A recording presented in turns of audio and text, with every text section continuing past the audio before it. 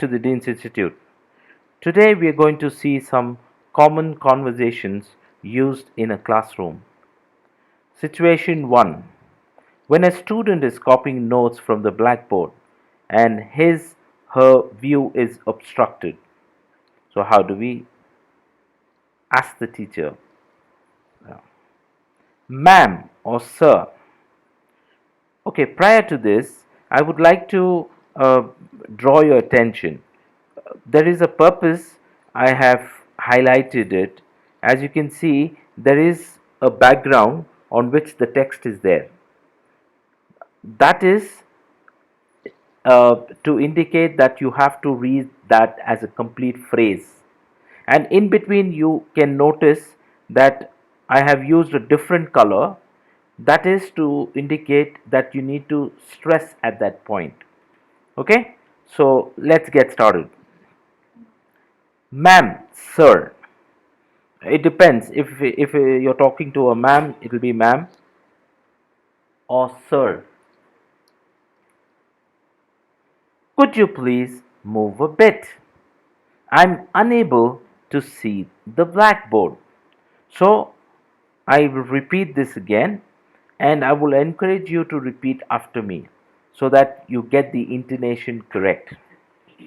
Ma'am or sir, could you please move a bit? I'm unable to see the blackboard. Alright, that's the first one. Let's go on to the next one. A student needs permission to go to the washroom. So, generally, it's not a good practice, but if it's urgent, at that time you can use this statement. Ma'am or sir, I need to go to the washroom. It's urgent. Could you please give me permission to go? Let's repeat it again. Ma'am or sir, I need to go to the washroom. It's urgent. Could you please give me permission to go? Alright? So let's move on. A teacher is asking a question, and obviously it's good practice to raise your hand, and when the teacher gives you permission, you can answer then.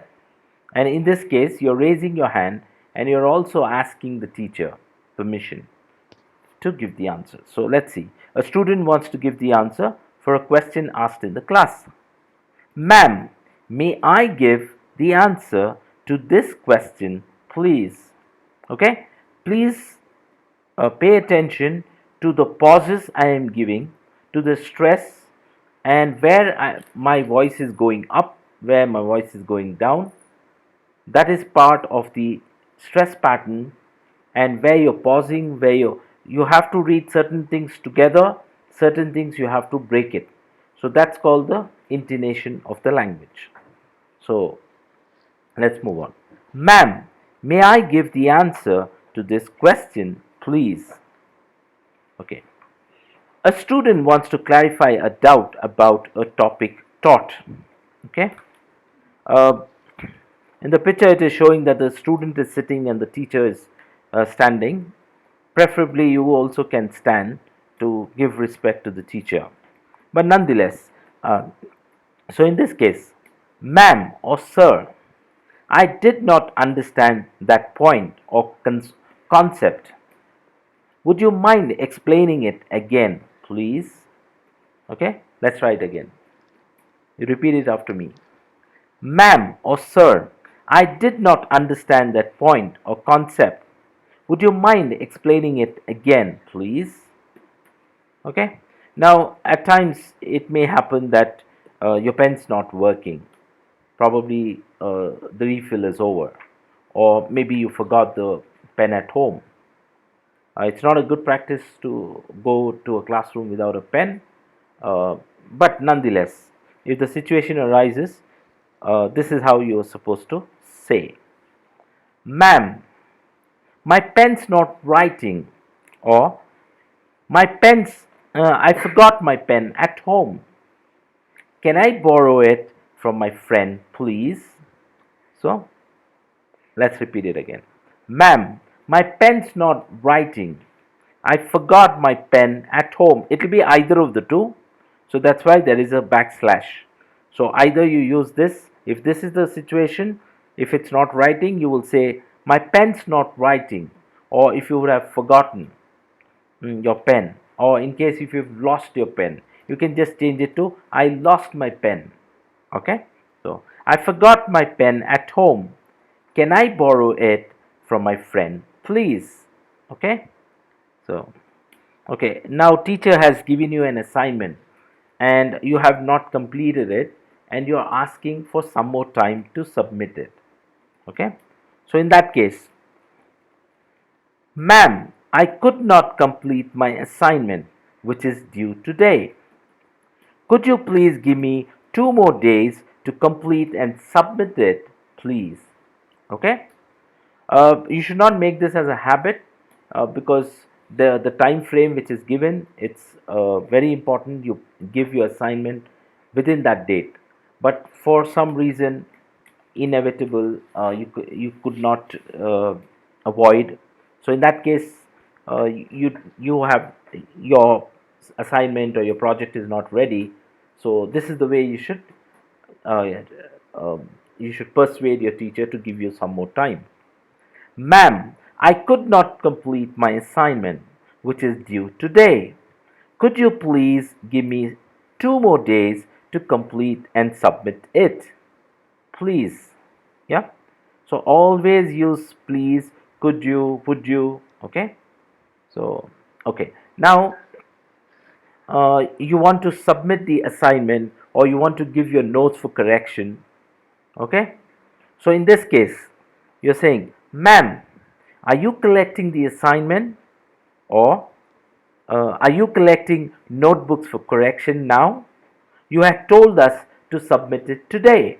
So generally teacher says that I will be collecting your notebooks tomorrow for correction, or she will be saying that the assignment you're supposed to submit it on Tuesday or Thursday, and imagine it is Thursday today and this is the day when you're supposed to submit it. So in that case, this is the way you should be asking. Ma'am, are you collecting the assignment or are you collecting notebooks for correction now? You had told us to submit it today. Alright? So let's move on.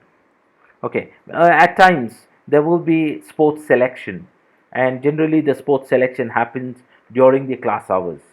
Okay, because different groups will be called, and just to select students who are interested will be pulled out from the classes. So in that case, this is the way you should ask.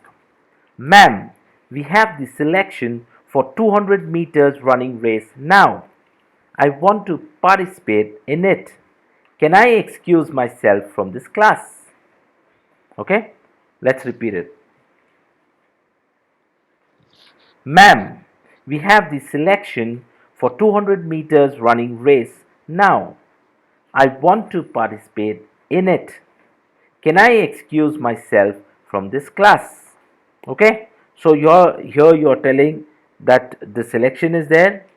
Which selection? Here I mentioned 200 meters running race. It could be long jump, it could be high jump, it could be any of the other sports activity, or a sport or game. It might be football, it might be kabaddi or anything. So you just need to replace that word. Okay.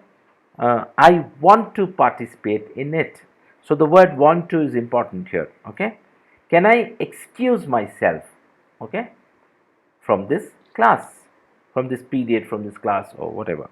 Okay, now one more time because it's a lengthy sentence, so I'll do it once again. Ma'am, we have the selection for 200 meters running race now. I want to participate in it. Can I excuse myself from this class? So, okay, you're late for the class and you want the teacher to allow you inside. Generally, this should not be a case. You must make sure that you're on time or in time for the class. But for some reason, for genuine reason, if you are late, so this is the way you should ask. Ma'am or sir, I'm sorry for being late. Our geography sir wanted to explain to me about the project, so I got delayed. Okay, so here you're first of all you're saying sorry. Okay, that will make the teacher feel good about it, that you're accepting your mistake. Second thing is you're giving a reason. Our geography sir wanted to explain to me about the project, so I got delayed. So here you're saying that intentionally I didn't do it. It's because the thing we were discussing about the project and it got a bit delayed. Okay. So once again, repeat it after me. Ma'am, I'm sorry for being late. Our geography sir wanted to explain to me about the project, so I got delayed. All right. So let's move on. Okay. Okay, the teacher has told you to remind about the project. So in that case, ma'am or sir, you had asked us to remind you about the project we have to do for the exhibition. Okay, so ma'am or sir, you had asked us to remind you about the project we have to do for the exhibition. So here you're saying that you had told us to remind us about a project that we need to do, and it is for the exhibition. Ma'am, you had asked us, you can repeat it after me. Ma'am, you had asked us to remind you about the project we have to do for the exhibition. Okay? So that's the final, that's the last sentence we have for this class. So if you've not subscribed to my channel, please go ahead and subscribe it. Press the bell icon so you can get notification of the next video. Do join us regularly, and in a small span of time you will start speaking like a native English speaker. So practice this. You can discuss this with your family members, with your friends, and the more you practice, the easier it becomes for you. Okay, and those of you who can speak reasonably well can also benefit from this video, because the sentence has been structured in a very formal way, and these are the words which generally will make you sound your language much better than what you're doing now. And with practice, you will speak like a pro. Thank you, and see you in the next video. Bye for now.